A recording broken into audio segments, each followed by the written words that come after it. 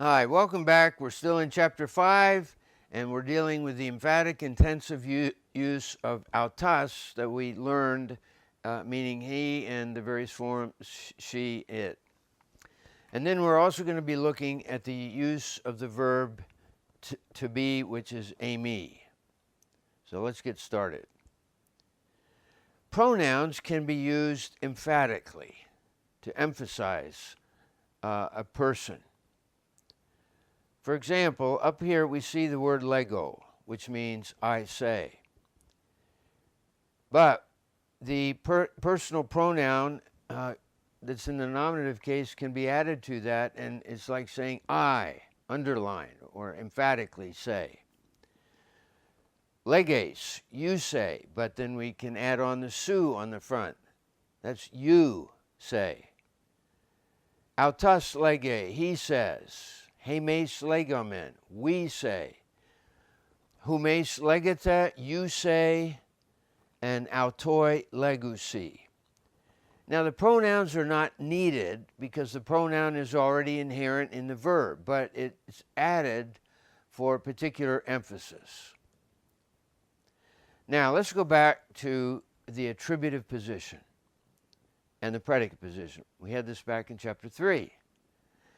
The attributive means that the definite article is before the adjective. The predicate position means that there is no definite article before the adjective. So let's see how this plays out. Here we are dealing with the intensive pronoun autas, not the first or the second person. This is just autas. Autas can be used intensively, but it's got to be in the same gender, number, and case of a noun that it works with. They work intensively. Now, the word autas can be used in the attributive position and all the other forms, and it's translated the same or the very. So here we have some examples. Ha autas didaskalos. They're all masculine singular nominatives. Autas is no longer a personal pronoun, it's an intensive pronoun. And it follows the definite article. It's translated the same teacher. Or we could have this over here, ha didaskalos, ha autas, and it's translated the same way. The definite article precedes autas. That's the key. All right, look at the second example. Tes, autes, graphes.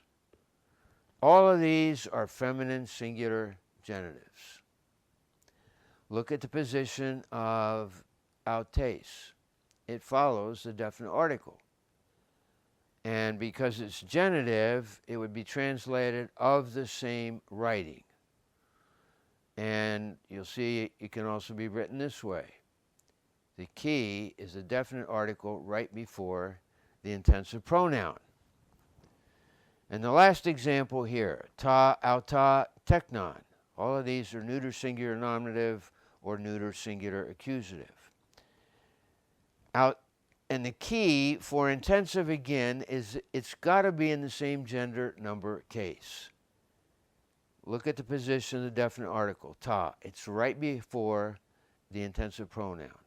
So that's attributive, translated as the same child, or we could also express it this way, ta teknon, ta auta, the same child. The key, again, is the article before the intensive pronoun. All right, let's look at the predicate position. That is where there's no article that precedes autas. Here we use some form of self. All right, here we have the example. Autas ha didaskalos. This is still an intensive pronoun. It's in the same gender, number, case as a noun that it's working with. But it doesn't have the definite article. So this is translated the teacher himself. Or we could put autos over here on the back side of the didaskalos, and it would be translated in the same way.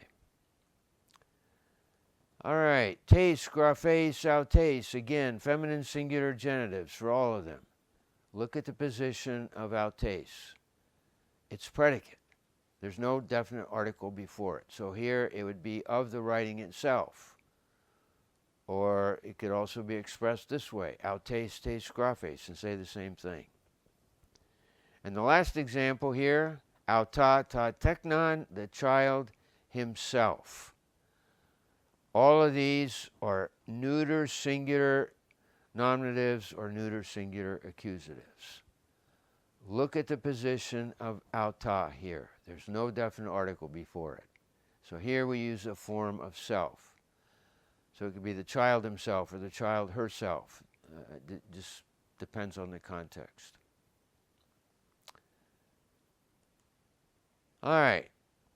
So let's pull all this together. Autas can be used in 3 different ways. It can be used as a simple pronoun. And here is where it's going to be in a different gender number case.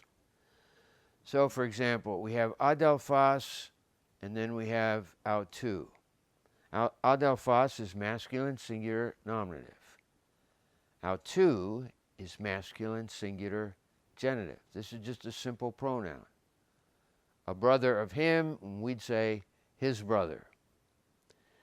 But the autas can also be used as an intensive pronoun in the attributive position.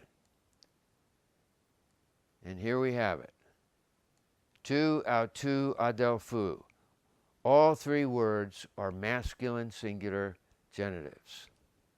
And because autou is in the attributive position, we translate it with the word same. Of the same brother.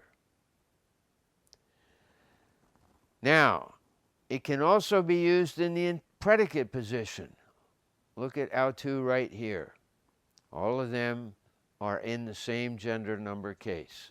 But what is its position? It's predicate. So here we have a form of self, of the brother himself. All right, we have another item to be concerned with, and that is the verb to be. The verb to be in every language does its own thing. It's irregular.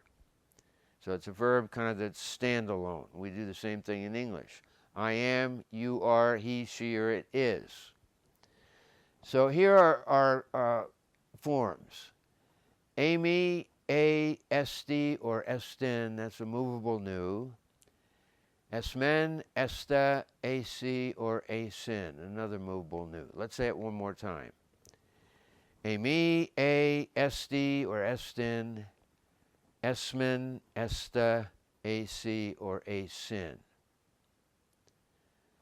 All right, just a couple points that may help you. Look at the men ending. We've had that before with the first person plural, and in the second person plural, we've had the te ending. And in the third person plural, we've had the si or sin ending. Now, our memory aid here, we have a person by the name of Amy, and she's holding an indicator that's a present. You'll see that, and the verb to be is not parsed with a voice, it's just parsed as present indicative. So she's going to meet her aunt and uncle who live out in the rural areas, and so she's holding her present that's an indicator, and she says, I am Amy A. Esti. Those are the singular endings. And her aunt and uncle, who are very unrefined, and you'll see that by the names there, we are Esmond and Esther Hayseed. So Esmond is like the first person plural, Esther is like Esta, and Hayseed is like Asen. So let's say these over one more time. Amy, A, Esti, Esmond, Esta, Asen. All right, let's do a little practice here. I'd like for you to press the pause button, and then I'll do the same, and then we'll come back and talk about the results. All right, let's talk about what you discovered. This word up here is really a compound from theos and one of the didasco forms. And so this should be translated, for you yourselves are taught of God. And it goes on to love one another. Now notice, autoi is plural nominative.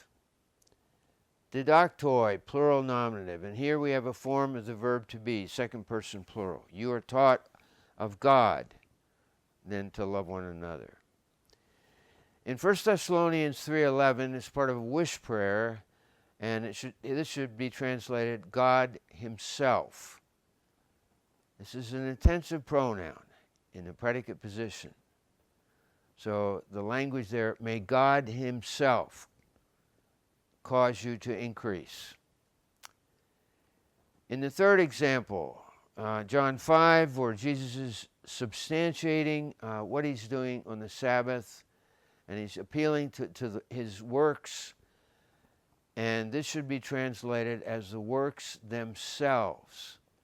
Auta is an intensive pronoun in the predicate position.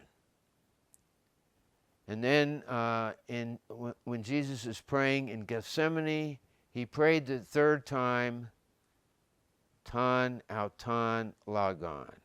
This is an intensive pronoun. Auton is in the attributive position, and it means same, the same word. Now, in 1 Corinthians 12, 4 through 6, we have Paul appealing to the principle of unity and diversity in the church. Unity does not mean sameness, but unity embraces diversity. And so he's speaking about the very nature of the Godhead, that it is three, but it is also one. So this should be translated as the same Spirit. Auta is an intensive pronoun in the attributive position.